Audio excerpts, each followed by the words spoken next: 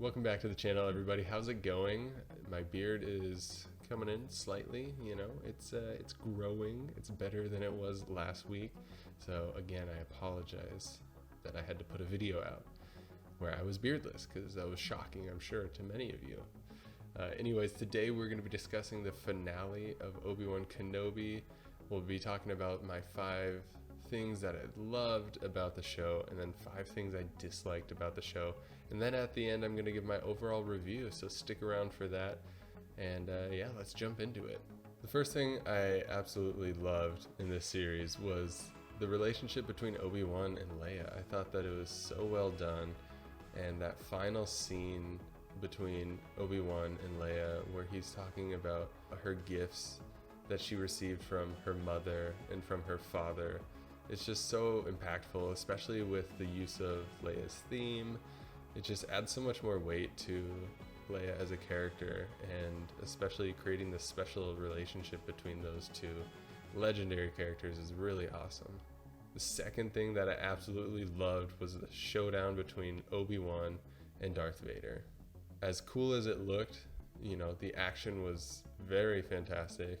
I love the choreography, I love the use of their force abilities, and the best part was truly Ewan McGregor's performance as Obi-Wan, as he's crying and apologizing to Anakin and attempting to reach to Anakin now that he split open his face mask and he can actually see his old friend. And then just the denial and the rage and the hurt that Darth Vader feels, and how he lashes out saying that he's the one that killed Anakin, and thinking that that somehow carries any weight, and trying to just hurt Obi-Wan, when ultimately that was the one thing that Obi-Wan needed to hear, and for him to finally move on. Just really impactful as a fight scene and as an emotional beat throughout the episode. The third thing that made me just shout with joy was Qui Gon Jin showing up at the very end of the series as Obi-Wan is walking into looked like the Junlin Wastes or something like that, as he's just traveling off to go find his future on Tatooine. He sees his old Jedi master, and I thought it was so special. And I love that he's just like not even surprised. He's just like, "Oh, it's good to see you.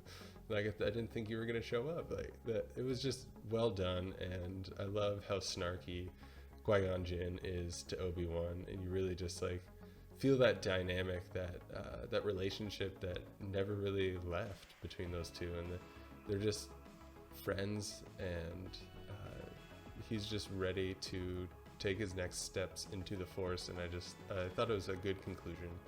The fourth thing I absolutely loved was Darth Vader's demonstration of his power and his ruthlessness, and frankly how just evil Anakin has become now that he's created this identity of Darth Vader. We see him just executing civilians in a town. We see him grabbing ships out of the sky and slamming them on the ground and then ripping them open like tin cans. We see him just like treating people like ragdolls and just really showing that, yeah, he's the powerful Sith Lord that he is. And then the final thing, I absolutely love the callbacks to the original trilogy and the prequels. Obi-Wan and Owen's relationship, obviously we hear mention of this in A New Hope, but we don't really understand why Owen doesn't like him as much, but we get to see them and interact with each other and kind of their relationship and dynamic, why Owen's so gruff and short with Obi-Wan, frankly because he loves Luke and wants to protect Luke, and I think that's really cool, and I'm glad that we got to see that. I love that we saw Obi-Wan sneaking around the Inquisitor base, similar to how he snuck around the Death Star in A New Hope. I thought it was very much a callback to the original trilogy, especially him using the Force to make sounds in different corridors to trick stormtroopers, and yeah, it was really cool. Obviously, Quinlan Voss name drop was really important, especially for prequel and Clone Wars fans, because we know that Jedi is so prominent, or not so prominent, but he's an important part of the Jedi Order in terms of the type of Jedi he is and his story after the fall of the Jedi. So it's good to see that they're introducing him, because we very well could get his own type of show. We could see him in other projects, so that's exciting. Finally, I love the quotes that Obi-Wan just has to say, because, you know, he's Obi-Wan, and, you know, frankly, we need to hear this. The line that he says before Darth Vader and him duel, the "I will do what I must."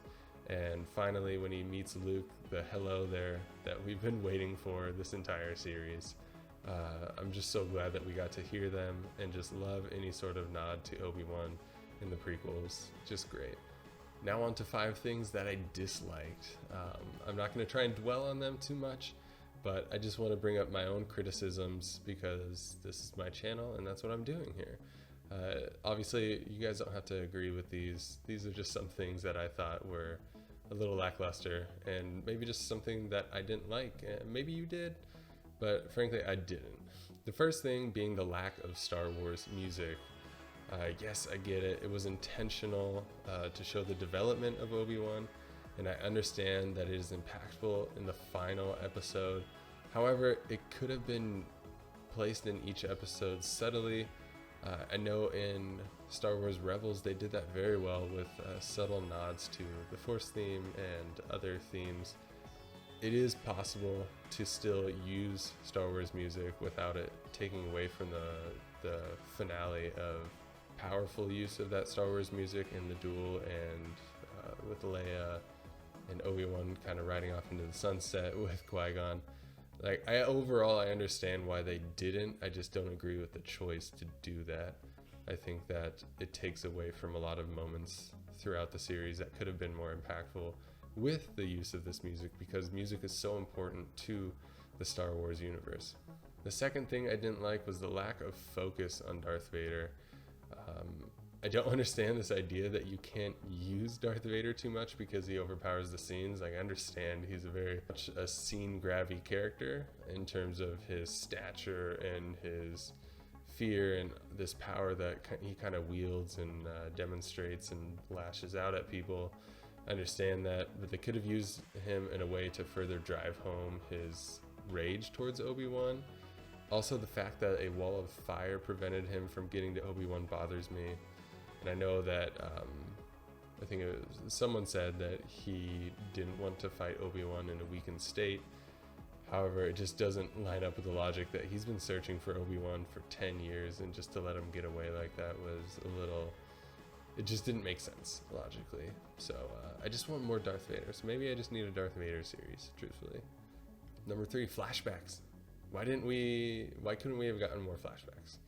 There are still so many stories untold between Obi-Wan and Anakin, and I think it really could have been used in a special way throughout this series, and it just feels more like a missed opportunity than anything.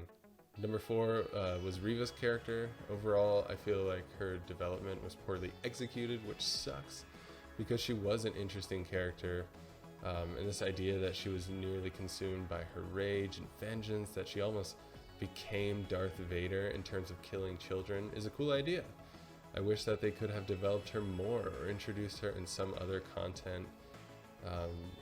That way her scene at the end with Obi-Wan could have felt more impactful, because it felt very hollow in the sense that we just started seeing that conflict within her and just started getting all this exposition with the character in the last episode. So yeah, just maybe we'll get more Reva content. But I just feel like her character was let down by the writers in this series. And then number 5, the lack of scope presented.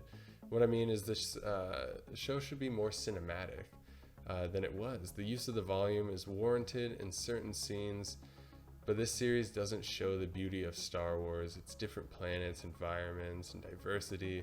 This could just be the directing and camera work which bothered me throughout the series.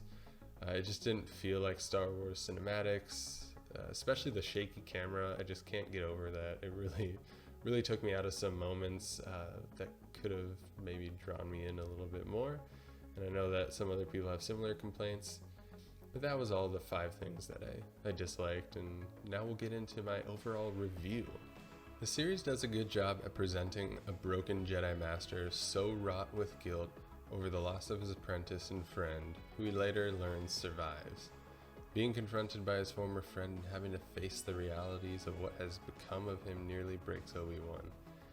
But his connection and love for the children of his good friends, whom he must protect, brings out the best of Obi-Wan and teaches him the importance of hope and self-forgiveness. In terms of execution and scope, the series lacks, and the use of the volume and poor CGI is jarring at times. The new character Reva introduced in the show could be further developed, but as it stands, she unfortunately didn't receive much of a well-thought-out arc. As for Obi-Wan, this series really allows Ewan McGregor to shine in his acting prowess, and the moments between him and young actress Vivian Lyra Blair, Leia Organa, are emotionally impactful. Hayden Christensen's performance is outstanding as Darth Vader, but was underutilized. I hope we receive more of him if the rumors are true in the upcoming Ahsoka series. All in all, the Obi-Wan Kenobi series didn't start out as a success to me, but landed with a finale that I believe is some of the best Star Wars content that we as fans could ever ask for. That's my 5 loves and my 5 dislikes and my overall review for this series as a whole. I hope you guys enjoyed this video, and I hope you guys enjoyed this series. I'm so excited for Andor and for all the upcoming Star Wars content that we're gonna get. Make sure to like, subscribe, and I will see you guys in the next video. May the Force be with you.